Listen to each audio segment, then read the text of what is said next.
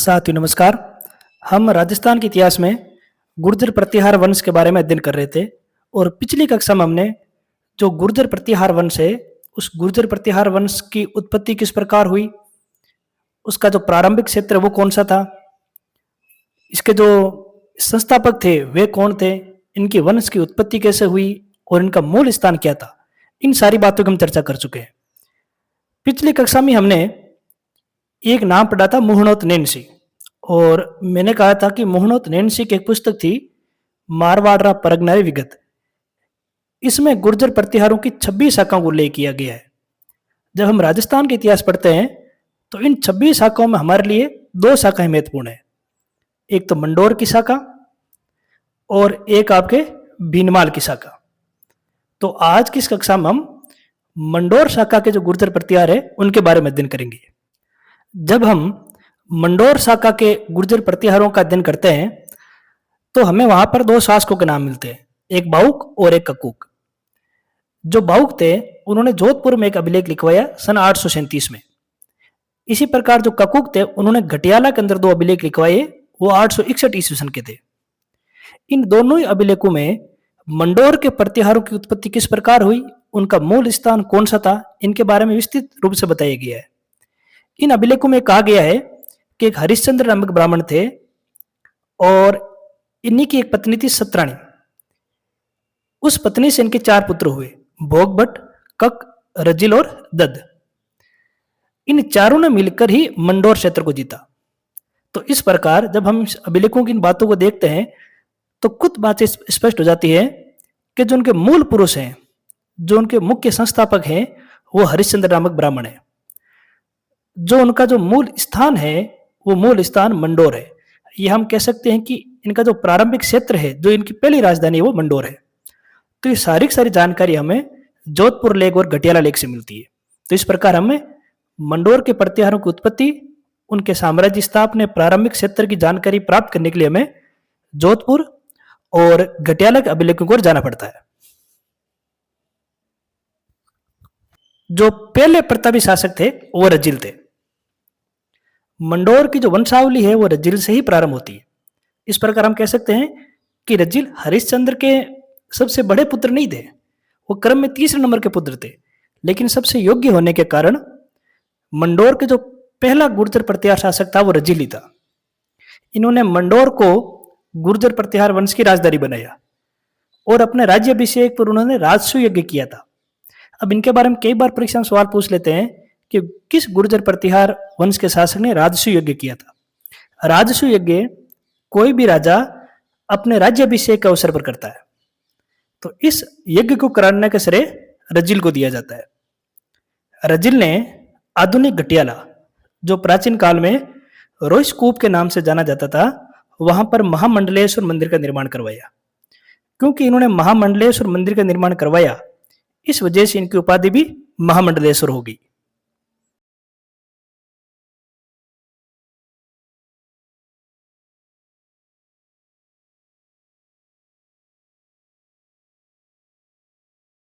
रजिल के बाद में उनका लड़का नरभट्ट शासक बना। ये रजिल के पुत्र थे और क्योंकि ये गौ और ब्राह्मण के रक्षक माने जाते हैं, इसीलिए इनके लिए पीलापन्नी ये उपाधि इस्तेमाल की जाती है। हमने पिछली कक्षा में एक नाम पढ़ा था चीनी यात्री हवेनसांग, और हमने कहा था कि चीनी यात्री हवेनसांग की एक पुस्तक थी सीयू की, और इस पुस्तक में उन्होंने गुर्जर प्रतिहार वंश के क्षेत्रों का उल्लेख किया है। इसी पुस्तक में हवेनसांग ने चर्चा की है कि नरभट्ट साहसी कार्य करने वाला शासक था। इस नरभट्ट के लिए ही हवेनसांग ने पेला पेली नामक एक उपाधि का इस्तेमाल किया है। तो यहां पर हमें दो उपाधि नजर आती है। एक उपाधि पीलापन्नी है, जिसका अर्थ होता है गो और ब्राह्मणों का रक्षक, और हवेनसांग ने इसके लिए जो उपाधि इस्तेमाल किया है वो है पेला पेली, जिसका अर्थ होता है साहसी कार्य करने वाला। नरभट्ट ने भी रोहिस्कूप के अंदर अर्थात आधुनिक घटियाला जो जोधपुर में है, वहां पर विष्णु मंदिर का निर्माण करवाया। तो हमें एक बात नजर आती है कि जो पिता है रजिल, उन्होंने रोहिस्कूप में अंदर महामंडलेश्वर मंदिर का निर्माण करवाया, जबकि पुत्र नरभट्ट ने रोहिस्कूप के अंदर विष्णु मंदिर का निर्माण करवाया। इसके उपरांत मंडोर के गुर्जर प्रतिहारों में जो अगले प्रतापी शासक थे वे थे नागभट्ट। नागभट्ट के बारे में कहा जाता है कि उन्होंने मंडोर के अतिरिक्त मेड़ता को भी अपनी राजधानी बनाया। अब जब मेड़ता को उन्होंने राजधानी बनाया तो उसके पीछे इतिहासकार दो तर्क देते हैं। कुछ इतिहासकार ये कहते हैं कि गुर्जर प्रतिहारों की मंडोर में स्थिति सुदृढ़ हो चुकी थी और अब वो साम्राज्य विस्तार करना चाहते थे, तो साम्राज्य विस्तार को बढ़ाने के लिए उन्होंने मेड़ता को राजधानी रूप में चुना। कुछ इतिहासकार कहते हैं कि नागभट्ट तक गुर्जर प्रतिहार वंश का क्षेत्र इतना विस्तृत हो गया था कि मंडोर की अवस्थिति मध्य में नहीं थी, इसलिए मंडोर के अलावा मेड़ता को, जो कि उस समय के साम्राज्य के केंद्र बिंदु यानी मध्यस्थ एक स्थान था, और इसलिए मेड़ता को राजधानी रूप में चुना। तो मंडोर को जो राजधानी बनाई है वो आप ध्यान रखेंगे, जैसे कि आपकी स्लाइड में लिखा हुआ है रजिल ने बनाई है, जबकि मेड़ता को राजधानी बनाने का श्रेय नागभट्ट को दिया जाता है। इसी नागभट्ट के लिए एक उपाधि का इस्तेमाल किया जाता है नाहड़। आप इस बात का भी ध्यान रखेंगे। नागभट्ट के दो पुत्र थे, एक थे तात और एक थे भोज। नागभट्ट के बाद में तात को राजा बनाया गया, लेकिन ये धार्मिक प्रवृत्ति के व्यक्ति होने के कारण इन्होंने राजपाट छोड़ दिया और अपने भाई भोज को शासक बना दिया और खुद मंडोर की ओर चले गए, जहां इन्होंने अपना आश्रम का निर्माण किया और अपना अंतिम समय यहीं बिताया। तो तात के बाद में भोज प्रतिहारों के शासक बने। भोज के उपरांत हमें एक और शासक का नाम मिलता है यशोवर्धन। हालांकि इनके बारे में केवल एक ही बात नजर आती है कि जो गौ सेवा समिति है, इस गौ सेवा समिति का निर्माण करने का श्रेय यशोवर्धन को जाता है। यशोवर्धन के बाद में हमें जो अगला नाम नजर आता है शिलुक। ये गुर्जर प्रतिहार वंश के प्रारंभिक शासकों में सबसे प्रतापी शासक माने गए। शिलुक ने ही वल क्षेत्र, जो आधुनिक आपके जैसलमेर वाला भाग है, उसी को प्राचीन काल में वल क्षेत्र कहा गया था, और वल क्षेत्र के देवराज भाटी को परास्त करने का श्रेय शिलुक को दिया जाता है। शिलुक ने मंडोर के अंदर सिद्धेश्वर महादेव का मंदिर का निर्माण करवाया। कल हमने एक बात पढ़ी थी कि गुर्जरों को प्रतिहार क्यों कहा गया है। तब उसमें हमने एक कारण देखा था कि गुर्जरों ने कई वर्षों तक भारत, जिसमें राजस्थान भी शामिल है, उसके अरब आक्रमण से सुरक्षा की थी, इसलिए उनको प्रतिहार कहा गया। जो शिलुक है, इनके समय एक अरब आक्रांता थे जुनेद, और इस जुनेद ने भीनमाल और मारवाड़ के क्षेत्र पर आक्रमण किया था। तो जो अरब आक्रमण की शुरुआत हमें नजर आती है, व्यवस्थित रूप से शिलुक के कालक्रम में नजर आती है। शिलुक के उपरांत हमें अगले जो गुर्जर प्रतिहार वंश के शासक का नाम नजर आता है वह है जोट प्रतिहार। जोट प्रतिहार के बारे में कहा जाता है कि इनको संगीत में रुचि थी और संगीत से जुड़ा एक वाद्य यंत्र वीणा बजाने में ये प्रवीण थे। जैसे आप जब भारत का इतिहास पढ़ते हो तो वहां पर गुप्त वंश में एक शासक का नाम पढ़ते हो समुद्रगुप्त। समुद्रगुप्त को भी उसके सोने के सिक्कों में वीणा बजाते हुए दिखाया गया है, जो संगीत के प्रति उसकी रुचि को स्पष्ट करता है। गुर्जर प्रतिहार वंश में यही उपलब्धि जोट प्रतिहार के लिए मानी जाती है। जोट प्रतिहार ने जो रावल जाति के लोग थे उनको सैनिक सेवा में रखने की शुरुआत की, और जोट प्रतिहारों पहले शासक थे गुर्जर प्रतिहारों में जिन्होंने गंगा नदी में जल समाधि ली। अब ये प्रश्न कई बार आपके ऑब्जेक्टिव प्रश्न पत्रों में पूछ लिया जाता है कि प्रतिहार वंश के किस शासक ने गंगा नदी में जल समाधि ली है, तो उत्तर निकल कर आ जाएगा आपके जोट प्रतिहार। जोट प्रतिहार के बाद में अगले शासक का नाम हमें नजर आता है बीलादित्य। बीलादित्य भी ने संन्यास ग्रहण किया था। तो मैं यहाँ पर हमें 3 ऐसे शासक हैं जो सन्यासी प्रवृत्ति को नजर आते हैं। जैसे एक तो हो गया आपके जोट प्रतिहार, एक हो गया आपके बीलादित्य, और एक आपने थोड़ा देर पहले पढ़ा था तात। तो 3 ऐसे शासक हैं जो राजा बनने के बावजूद भी धार्मिक प्रवृत्ति को उन्मुक्त हुए हैं। बीलादित्य ने कहा जाता है कि 18 वर्ष तक उन्होंने अनशन व्रत किया और अनशन व्रत करते ही अपने जीवन का त्याग कर दिया। तो जोट प्रतिहार तो वे शासक हैं जिन्होंने गंगा नदी में जल समाधि ली है, और बीलादित्य वे शासक हैं जिन्होंने अन्न और जल का त्याग करके अपना शरीर त्यागा है। तो आप इन दोनों आपके शासकों का नाम जरूर याद रखें। इसके बाद में शासक नजर आते हैं कक। कक शासक के बारे में कहा जाता है कि ये व्याकरण, ज्योतिष शास्त्र और एक निपुण कवि थे, यानी इनको साहित्य में विशेष रुचि थी। और कक ने ही मुंगेर, जो आधुनिक काल में भारत के अंदर जो बिहार स्टेट है उसमें एक क्षेत्र है मुंगेर, जहां पर गौड़ वंश के शासक शासन करते थे। तो गौड़ वंश के शासक को संघर्ष करने का श्रेय भी कक को दिया जाता है। भीनमाल के जो गुर्जर प्रतिहार है वहां पर हम एक शासक पढ़ेंगे वत्सराज। वत्सराज के सामंत की भूमिका भी कक ने निभाई है। इसी कक की दो पत्नियां थी, जिसमें एक पत्नी का नाम पद्मिनी है और दूसरी पत्नी का नाम दुर्बल देवी है। पद्मिनी से जो लड़का उत्पन्न हो उसका नाम है बाउक, और दुर्लभ देवी से जो लड़का उत्पन्न हो उसका नाम है ककूक। अब देखिए, आप दो एक जैसे नाम पढ़ रहे हो। एक तो नाम पढ़ लिया आपने कक, और अब आप एक नाम पढ़ रहे हो ककूक। तो आप दोनों इन बातों को ध्यान रखेंगे कि कक अलग है और आपके ककूक अलग है। के बाद उसका लड़का जो बाउक है वे शासक बना। इसने नंद वल्लभ और राजा मयूर को भोकुकापा युद्ध में परास्त किया था। तो ये भोकुकापा युद्ध है। इस भोकुपा युद्ध के बारे में कई बार परीक्षा में पूछा जाता है, और इस युद्ध का संबंध आपके प्रत्यार वंश के शासक बाउक से है। इस भोकुपा युद्ध में जब इसको विजय प्राप्त हुई तो उसने एक जोधपुर में अभिलेख लिखवाया, क्योंकि उस अभिलेख में इस वंश के राजा की प्रशंसाओं को ले किया गया है। इसलिए इस जोधपुर अभिलेख को जोधपुर प्रशस्ति के नाम से जाना जाता है। इसका कालक्रम 837 ईस्वी सन का है, अर्थात 837 ईस्वी सन के आसपास ये उत्कीर्ण करवाई गई थी। बाउक भी धार्मिक प्रवृत्ति व्यक्ति था, और इसने भी मंडोर में विष्णु मंदिर का निर्माण करवाया। तो यहाँ पर आपकी एक बात क्लियर होनी चाहिए कि जो जोधपुर प्रशस्ति है, उस जोधपुर प्रशस्ति का संबंध आपके बाउक से है। बाउक के बाद में जो गुर्जर प्रतिहार के अगले शासक हैं वो है ककूक, जो बाउक के भाई और कक के पुत्र हैं। इन्होंने भी घटियाला, जिसको रोहिस प्राचीन काल में रोहिस कूप कहा गया है, यहाँ पर आपके दो अभिलेख लिखवाए, जिनका वर्ष 861 ईस्वी सन है। और इस घटियाला अभिलेख के अंदर कई सारे बातें लिखी हुई हैं, जिससे हमें ककूक के इतिहास के बारे में जानकारी मिलती है। जैसे अगर हम इस अभिलेख की बातों को ध्यान से पढ़ें तो यहाँ पर हमें नजर आता है कि जो मरु, मांड और वल क्षेत्र अर्थात आधुनिक जैसलमेर, तमनी या तवनी क्षेत्र आधुनिक मालानी क्षेत्र जो बाड़मेर में, अज का संबंध है मध्य देश या मध्य प्रदेश से, लाट आधुनिक गुजरात का क्षेत्र, गुर्जरत्रा जिसको हम आधुनिक काल में जो जालोर और दक्षिणी जोधपुर है उसको हम प्राचीन काल में गुर्जरत्रा बोलते थे।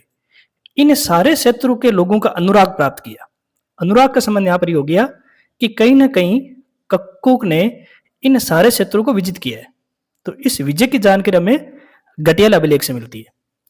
इसने रोहिस कूप अर्थात घटियाला के उपद्रवियों से छुटकारा दिलाया, यानी जो लुटेरे परिवर्तित जनजातियां थी उन जनजातियों का विनाश करने का श्रेय भी कक्कू को दिया जाता है।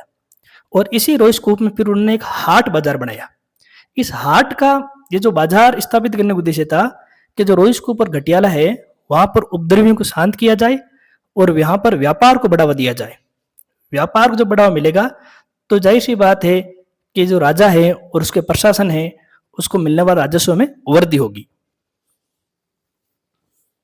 एक बात नजर आती है कि ककूक युद्ध के साथ में व्यापारिक स्थिति पर भी ध्यान दे रहा है। ककूक भी धार्मिक प्रवृत्ति के शासक थे और इन्होंने भी घटियाला के अंदर एक जैन मंदिर बनाया और घटियाला और मंडोर में जय स्तंभ अर्थात विष्णु मंदिर का निर्माण करवाया। अब जो ककूक हैं इनके बारे में कई बार आरएस मेन जैसे परीक्षा में प्रश्न पूछ लिए जाते हैं। तो जो इनकी पूरी उपलब्धियां हैं अगर उनको हम पढ़ेंगे तो जैसे ककूक को गुर्जर प्रतिहारों का जो मंडोर शाखा है उसका कर्ण कहा गया है।